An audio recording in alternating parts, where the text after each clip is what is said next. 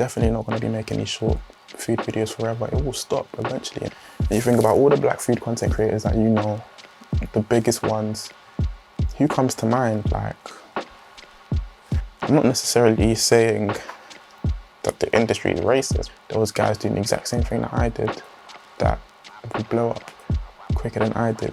You're gonna get disqualified. I'm not trying to get cancelled. My time will come. Welcome back to the Justin Arthur YouTube channel.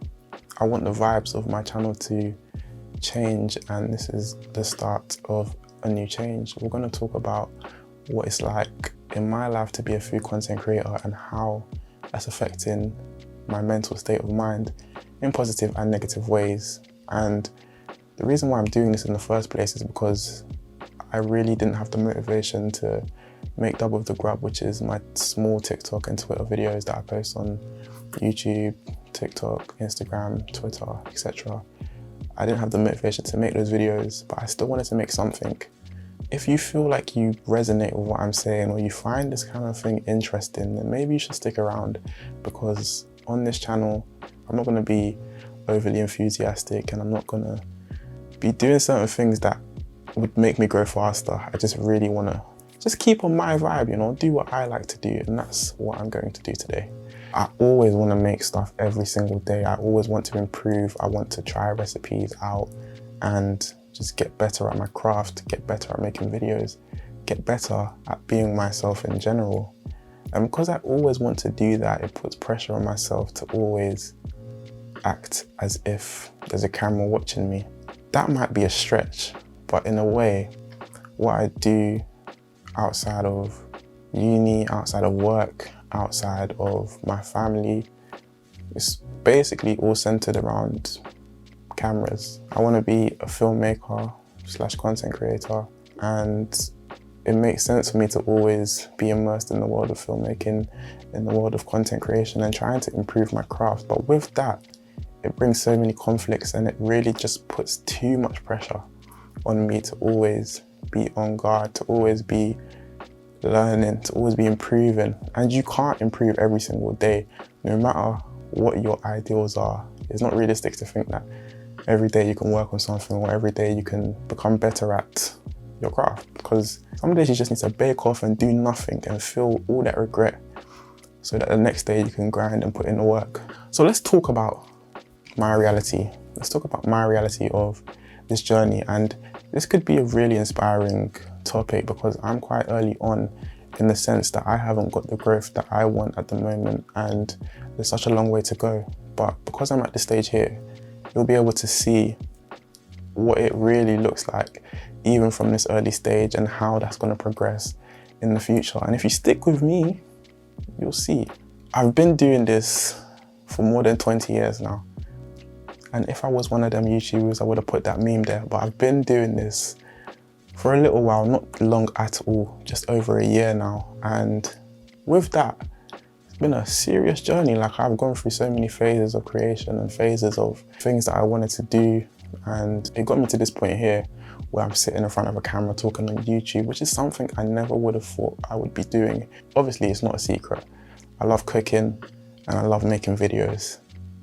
And I thought that these things go perfectly hand in hand. I thought that I could do cooking on one hand and I could do video making on the other hand, and they would come together like a beautiful, beautiful marriage. But it really isn't the case. And as I get deeper into both of these things, I'm finding that it's very, very difficult for me to both prioritize these two things. When I'm not cooking, I'm editing. When I'm not editing, I'm learning.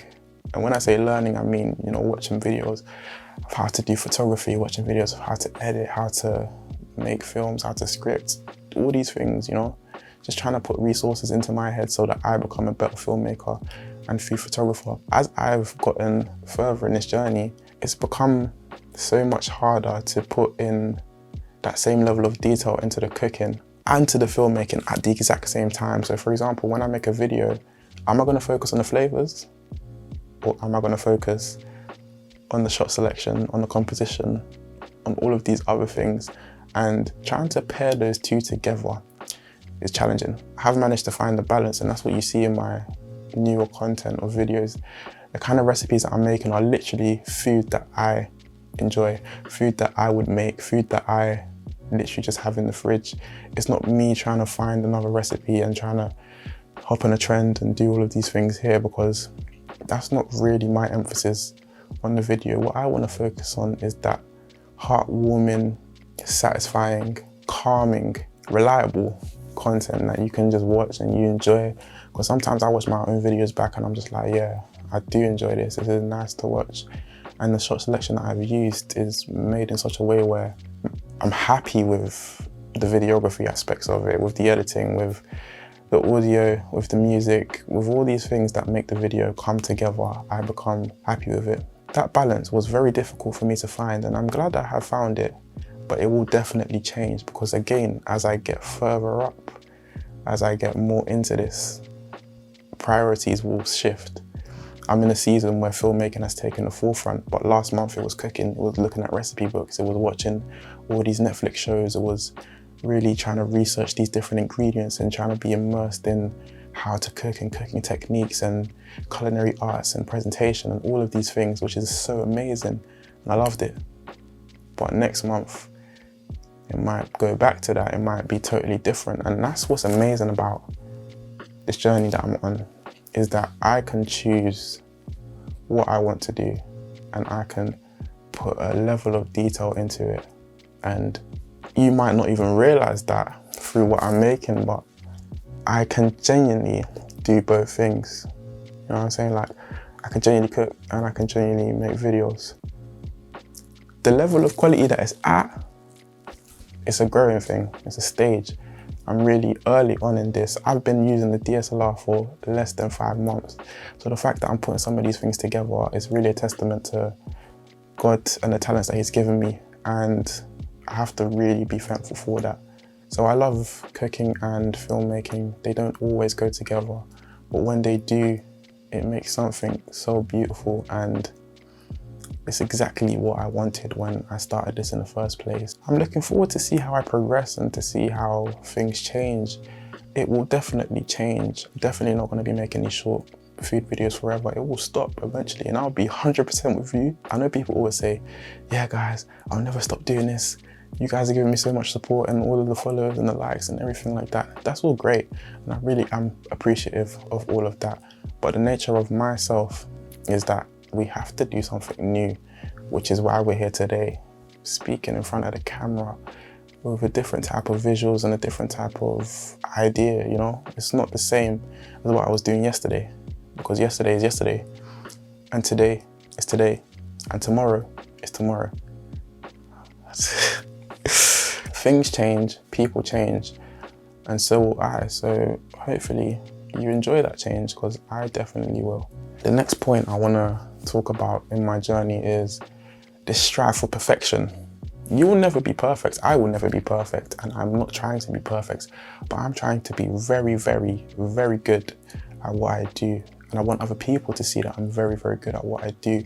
One thing I find extremely, extremely encouraging to me is when I see a black man or a black woman at an extreme level of professionalism in whatever they do, in whatever their craft is, and this attention to detail that just makes them such an expert at what they do. And you see these people, and when you see them, you have to love them. You have to appreciate that they're doing an amazing, amazing job. When you look at these actors that are big in the industry right now, and you see the way that other black people respond to them in such a positive manner, it's because they're good at what they do. And recognizing that is exactly what I'm striving for. There is people that do the exact same thing, or that do very similar things to me, that aren't black. They can get taken in a lot easier than it would for me or somebody else to be taken in. When you think about it, and you think about all the black food content creators that you know, the biggest ones, who comes to mind? Like, you know what I'm saying? I've got a few in mind. The Grubworks Kitchen, Nyasha and Munch Club, and that's it. That's literally it for the UK scene anyways. In America it's slightly different. There's a few more that I can mention.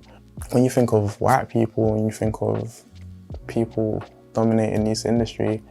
There's bare people that I could list, and I'm not necessarily saying that the industry is racist, because it's not. But what I'm saying is, I want to see so many people at a level of expertise that is so high from the Black community that you think, wow, that's amazing. And that's why I really try to strive to always change things up and always improve on what I do. But at the same time, it's very challenging because it doesn't allow me to just chill. Like, it don't allow me to relax. I always feel like anything that I say or do or make has to be to a standard that you'll be receptive to.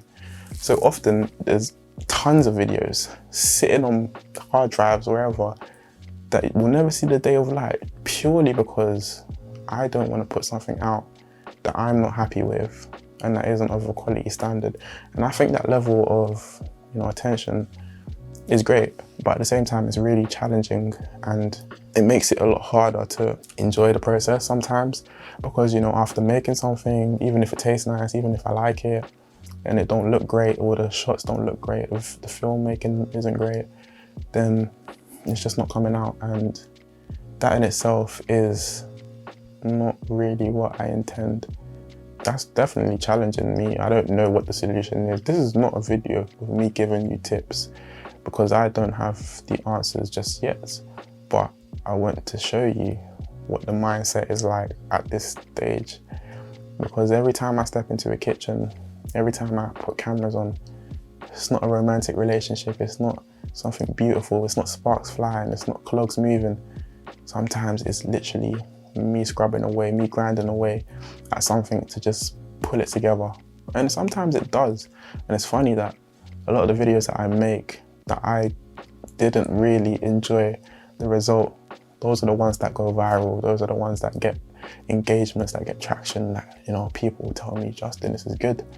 And that in itself is a testament to my ability to create and the fact that I am better than I was yesterday. The last thing that I really want to speak about is, when does it start? You get me? Very early on in my journey, I've seen people blow up within short periods of time. And for me, allowing myself to not compare to other people was it was a steep learning curve. Like, I had to learn that from early on, that there was guys doing the exact same thing that I did that would blow up quicker than I did. It is sometimes challenging not to compare yourself, and I'll be 100% honest with you. Like, obviously you shouldn't do it, but you will, and I do. And when I find myself in that state, I have to leave everything, whether it's Twitter, TikTok, all the social media platforms where I'm constantly seeing other people in my industry have so much more engagements than me. I've got to fly away, because if I be consuming all of this all day, then I will literally not move at all. I'm in my own lane, and I've got to respect that lane, because once you move to somebody else's lane, you're going to get disqualified. I'm not trying to get cancelled. That was a banging analogy. I genuinely do believe I make amazing stuff, and my time will come.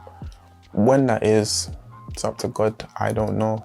But it is very, very excruciating sometimes to watch myself stagnate, or to watch myself grow so incrementally, like so small compared to how much I'm growing as a creator and how much I'm learning and what I'm putting into it, because it really is everything right now. It's pretty much everything that's going on for me.